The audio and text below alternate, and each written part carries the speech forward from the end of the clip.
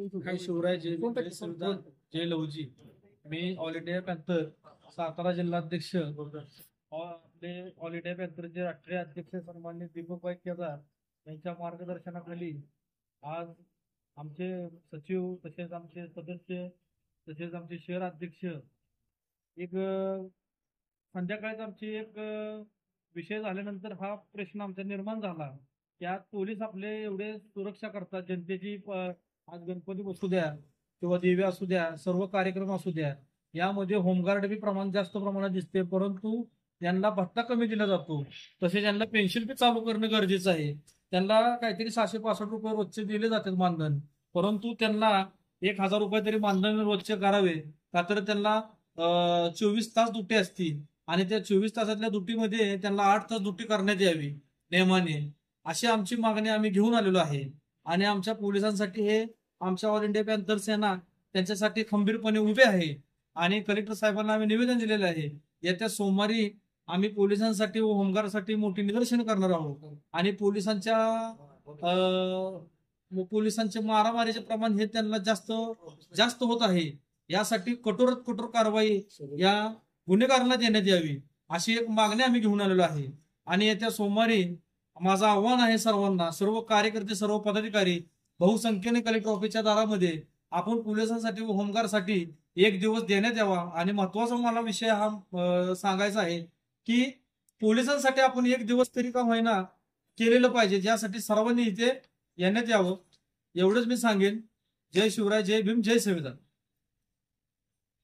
आज 13/9/2024 रोजी जिल्हाध्यक्ष आदित्य गायकवाड यांच्या मार्गदर्शनाखाली जिल्हाधिकाऱ्यांना निवेदन देण्यात आलेलं आहे। त्या निवेदनाचा सर्वात प्रथम मुद्दा आहे समाजातला जो मुख्य घटक आहे, जो आपल्या अडीअडचणीला प्रथमतः धावून येतो, अशा घटकाला न्याय देण्याचं काम व त्याला भक्कमीकरण, सक्षमीकरण करण्याचं काम या ठिकाणी करण्याचं धोरण जिल्हाध्यक्ष आदित्य गायकवाड यांच्या मार्गदर्शनाखाली या सातारा जिल्ह्यामध्ये चालू झालेलं आहे।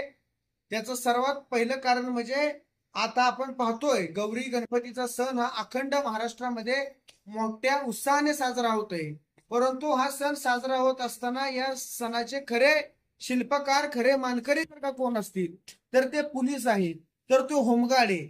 आणि सर्वात पहिला मुद्दा अध्यक्षांनी या ठिकाणी उपस्थित केला की होमगार्डाचा भत्ता हा 666 रुपयावरून 1000 रुपये करण्यात यावा।